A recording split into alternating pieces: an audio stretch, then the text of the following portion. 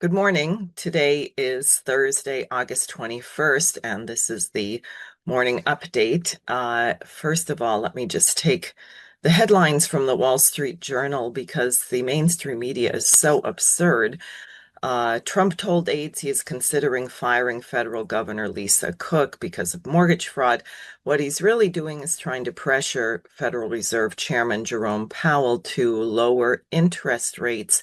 And I've said repeatedly, lowering interest rates, raising interest rates, none of this is going to solve the horrific economic situation facing the people of the United States and the bankruptcy of the transatlantic financial system. Only a total bankruptcy reorganization, the reinstatement of Glass-Steagall, writing off a bunch of this fictitious debt will work. That is, it is systemic. You can't reform something that is fundamentally flawed. So that's just absurd. Trump has ordered the Pentagon to send 3 Navy warships to interdict Latin American drug cartels, intensifying confrontation with Venezuela's president. Well, the LaRouche movement in Executive Intelligence Review years ago published a photograph of the then head of the New York Stock Exchange, Richard Grasso, in an embrace with Comandante Reyes of the FARC in the Colombian jungle. If you want to shut down drugs, you have to take on Wall Street. You have to take on the City of London. This is a fraud, maybe to pressure Venezuela on oil or petroleum or other things like that. It is absurd. We don't need more military kinds of action. We need more reason. And the American people are not benefiting from this, as Marjorie Taylor Greene and other people keep commenting. They're concerned that their children cannot afford to buy a house. That's a big issue all over the United States. Now, otherwise, on important news, uh, Trump has held the line despite the gaggle of impotent and foolish Europeans who were visiting with him on Monday. He did an interview yesterday with Mark Levine, which is reported on in TASS, where Trump said that he has taken World War III off the table. And he commented, quote, "I actually had a good relationship with President Putin in the first term. If he and I didn't understand each other, we would have actually been in danger as a country." Now, Lavrov, who is the senior diplomat of the planet, the Russian foreign minister, had the following to say: "We are seeing," this is Lavrov, "we are seeing an increasingly clear understanding by our partners in the United States of the need to eliminate the root causes of this crisis."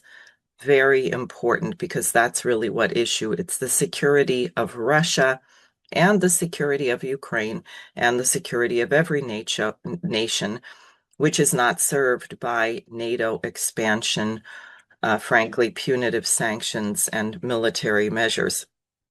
And it goes on. When Trump called Putin to inform him on the results of the meeting, Lavrov says, quote, "Putin reiterated Russia's readiness to continue direct Russian-Ukrainian negotiations, which had previously taken place in Istanbul, not only to resume these talks, but also to consider elevating the level of delegation heads so as to tackle the political aspects of the settlement." Quote, "It is clear that the Ukrainian side's reaction is not within our control," Lavrov continued. "Nevertheless, given that this idea was received positively by U.S. President Donald Trump, we expect that he will convey and explain it to the Kiev representatives, after which we anticipate a response." So while the British, the Europeans will do everything they can to sabotage this, it seems that Presidents Trump and Putin are very committed to resolving this conflict as long as the Americans continue to make efforts to understand the Russian point of view in this matter. Now, as for Ukraine, a new report that supposedly comes from a hack of the Ukraine's chief of staff, but which matches figures that I heard Colonel Douglas Macgregor using at the Ron Paul Peace Institute conference, over the weekend, they're saying that over 1.7 million Ukrainian troops are listed as missing or killed. The annual totals are far beyond anything Kiev admitted. In 2022, 118,500 dead or missing. 2023, 405,400 dead or missing. 2024, 595,000. That's 1 year.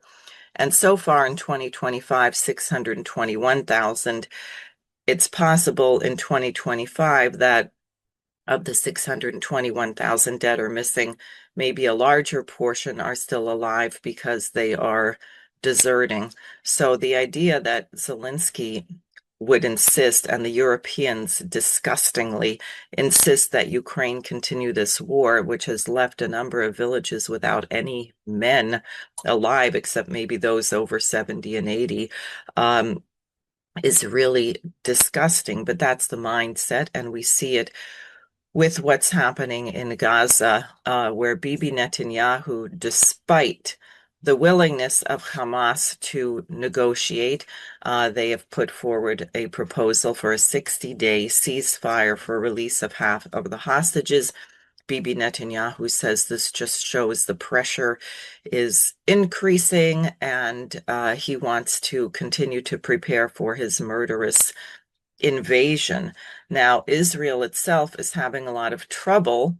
I've seen reports that 20% of Israeli reservists are not showing up, and some say the figure is as high as 40%.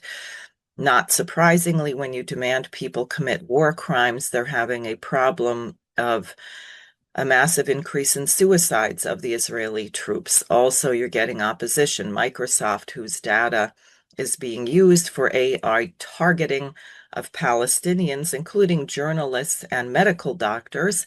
The employees have been protesting and holding demonstrations in the courtyard of the Microsoft building. So the opposition to this is growing, which is why Helga Zepp-LaRouche believes that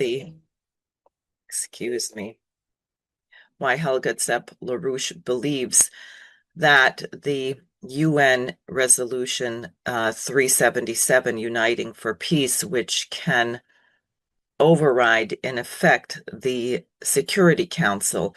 It is apparently legally non-binding, although there's some question whether you can actually take defensive actions. And it seems that United Nations organizations such as the Blue Helmets can be deployed to protect people, and that this is being recommended as a way of greatly humiliating Israel to force them to stop their murderous onslaught. And further, as you'll see on the Schiller Institute website, there is an appeal from Helga Zepp-LaRouche that Presidents Trump, Putin, and Xi meet in Beijing on September 3rd, September 3rd being the great military parade in Beijing celebrating the end of World War II in the Pacific, the 80th anniversary of that. It is not known if President Xi has extended an invitation to President Trump. I believe he has, whether President Trump will accept. But there you will have Presidents Xi, President Putin, Modi, and if President Trump goes, then you will have him as well, and you will have a grouping of nations that is large enough to pull the world away from this British financial monstrosity. And I will say very personally to the American people, it's very much up to us. It's very much up to what happens in this country. And I think we should wholeheartedly support the actions of DNI Tulsi Gabbard in trying to clean out the filthy giant stables of the intelligence community. As you saw, she has revoked the security clearance of another 37 individuals who were involved in some highly politicized lying, not merely to undermine Trump, but to get the war between Russia and Ukraine off to a roaring start. They will be removed from their posts. This is excellent. She also, along with President Trump and Vice President J.D. Vance, successfully close the back door that the MI6 of the UK was trying to get into Apple to take people's personal data. So that's a glimmer of hope that we can clean this thing up.